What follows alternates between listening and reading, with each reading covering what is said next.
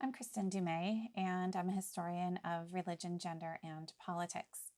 And I had every intention to stay off of social media for a little stretch. I have a book manuscript to finish in the next 4 weeks, and it seemed necessary. I blame two people for my inability to stay away, Beth Moore and Owen Strachan. Now, you may recall Beth Moore, a couple weeks back, showed up at a church on Sunday, her son-in-law's church, and preached, spoke, taught, and there were women and men in the congregation.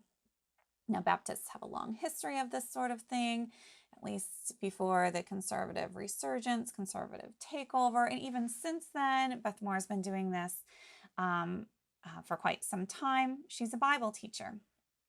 However, not everyone approved. This irked some conservative men who saw this as a serious infringement on complementarianism. And Owen Strachan took to Twitter to express his displeasure. One thing we have massive agreement on, he tweeted, women do not preach on Sunday to the church. Doing so is functional egalitarianism. We will not capitulate here. Now, Owen Strachan is the former president of the Council for Biblical Manhood and Womanhood and an ardent complementarian. Beth Moore essentially told him to relax, and a number of Beth's friends on Twitter defended her. A number of Strachan's comrades, fellow complementarians attacked Beth Moore on Twitter. Twitter can be a rather ugly place. Beth's friends then responded and accused them of bullying. And this has really been going on for a week and a half now. Twitter can be an ugly place, but it's also, I think, been a pretty fascinating place because what we see happening here are two separate worlds, never entirely separate, but functionally separate in many ways, coming together because of the platform of Twitter. So for a long time, Beth Moore has been teaching the Bible, mostly to women, but men sometimes sit in on her talks. And again, this is nothing new. But thanks to the wonders of Twitter, we now have a place where this kind of women's Christian world is visible to the larger church, particularly the patriarchal power structures that had been somewhat aware of what the women were doing, often their Bible studies and in their small groups, but not altogether attentive of what was going on there. Because Beth Moore is on Twitter and because she tweets frequently and fearlessly, suddenly we have this engagement that we hadn't had before. And it's been fascinating.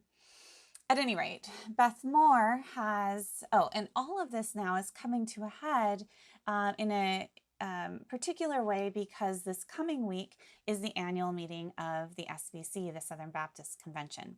Now, at this meeting, the focus was supposed to be on addressing the horrific and systemic sexual abuse that has been uncovered over the past years and particularly over the past months. That is the focus, supposed to be the focus. Beth Moore will be there speaking on the problem of abuse. And there's the fear that this is now distracting from that urgent and pressing need to address sexual abuse in Southern Baptist churches. Instead, we have a number of pastors who are still hung up on Beth Moore and whether a woman can preach or teach men. Beth has tried to downplay this in a couple of different ways. First, she said, this was a tweet from May 31, being asked by pastors and their elders on occasion to address their congregations does not mean that the woman coming by their invitation, mind you, wants to pastor their church. Troubled brothers, try to relax. I do not see a female takeover on the horizon. Have some herbal tea. Now, Beth has also tried to keep the focus on, on sexual abuse and also on the heart of gospel teaching, on Jesus. And she's tweeted a number of times to keep the focus on Jesus, to talk about Jesus in her own life. She says, I'm so happy to tell you that Jesus is willing to stay with sinful people who let him in. He stayed with me. He made my heart his home. Staying with me, he changed me. And she's telling her followers, her many, many followers, if you're watching this mess, this whole Twitter dust up, trying to see who Jesus is, do not confuse him with us. He is the one standing at the base of that tree below the branch where you're perched. He's calling you to come down from where you're spectating. He wants to stay at your house. You'll like him. So she's really trying to detract focus from the controversies right now over gender and to keep the focus on, one, the problem of sexual abuse in the SBC and in evangelical churches more broadly, in Christianity, and keep the focus on Jesus. Now, what's interesting to me is that many of the men who are the most ardent complementarians, I think, would insist that they are doing what they're doing for the sake of Jesus. There's this idea that, since the conservative resurgence, gender roles, complementarian gender roles, this gender difference and the hierarchy with masculine authority and female submission has moved to the center, really, of the gospel for many conservative complementarians. They will say it's a non-negotiable of Orthodox Christianity. And I think some of the thinking behind this is because they understand it to be biblical according to their hermeneutic, their interpretation of the scriptures. They believe that if you give an inch on this, the whole house of cards can collapse. So it's kind of like a domino theory, right? You push one down and everything is lost. What others have been saying all along, and what Beth Moore seems to be saying, is kind of the opposite. That by focusing so intently on the peripheral issues, in this case, can a woman pastor, preach, teach, talk in front of men? We are missing some really big things. We're not dealing with the, again, horrific abuse that is taking place within these religious communities, within these structures. And our focus is not on Jesus. It's interesting too, Rachel Denhollander, a strong advocate for addressing sexual abuse in churches and hardly a liberal herself, weighed in. She said, I would like to see pastors preach sermons on sex abuse as frequently as I see them preach on how women should be quiet and submissive. Again, Rachel Denhollander is no liberal Christian, but here too, it's an emphasis and calling out evangelical pastors for their how they're prioritizing things and what they're centering, which things are non-negotiables in their religious system, which things or people are expendable, and protecting the gospel. Again, it's a fascinating discussion, and we're seeing this kind of played out in real time and very, very publicly thanks to Twitter. Now, back to Owen Strachan. Interestingly, he tweeted a couple of days ago on a conference that he will be speaking at on mature manhood and sexuality. Mature manhood and sexuality at the Founders event.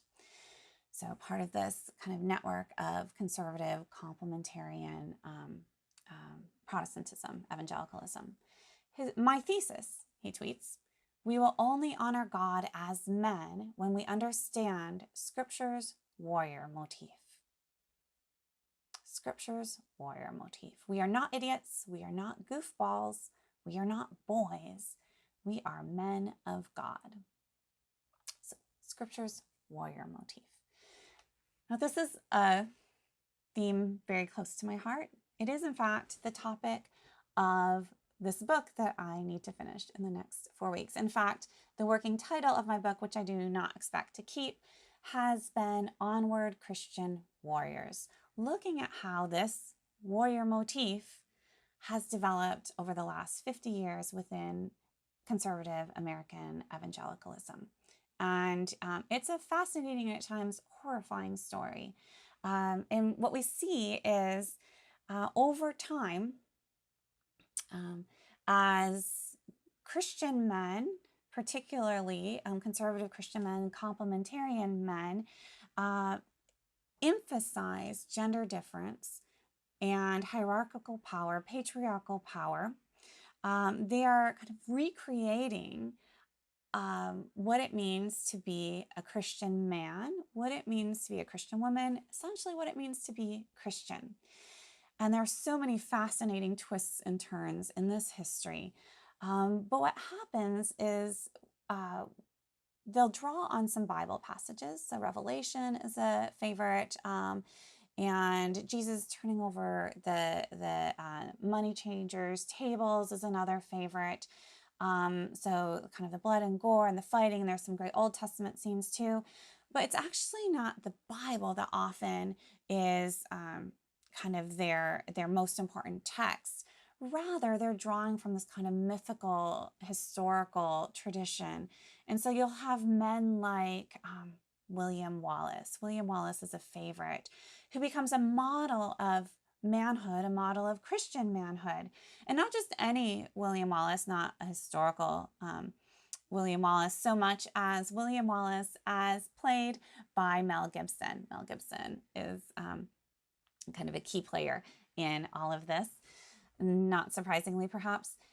So men like William Wallace, Teddy Roosevelt, mythical soldiers, random cowboys, all of these characters become models of Christian masculinity and therefore become models of Christianity, of Christian discipleship.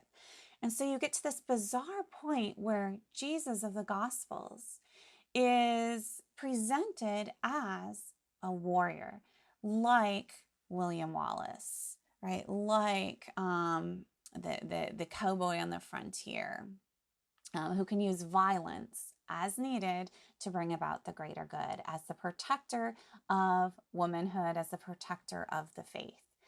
And so ultimately, I think what we have here is a distortion of biblical Christianity. You know, what about turn the other cheek? And they say, no, that's, we can explain that away.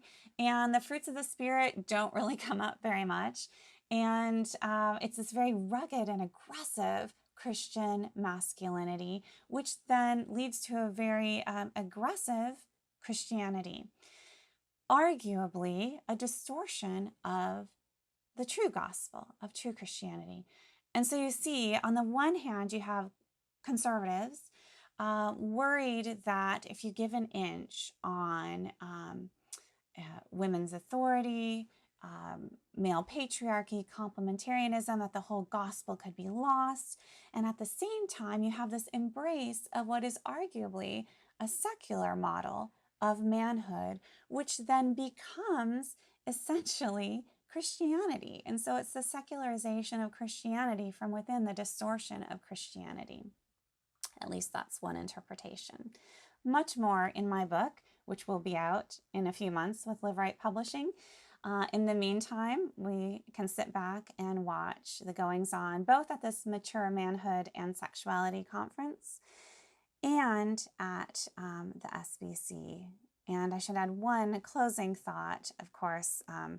If you're talking about a warrior motif and manhood and sexuality, I think that could be extremely problematic given the way that it has been expressed or worked out in different communities in light of what we're seeing with sexual abuse within these very same communities. And so I would hope that Owen Strachan and other mature men at the Mature Manhood Conference would be keenly sensitive to that and would be addressing that.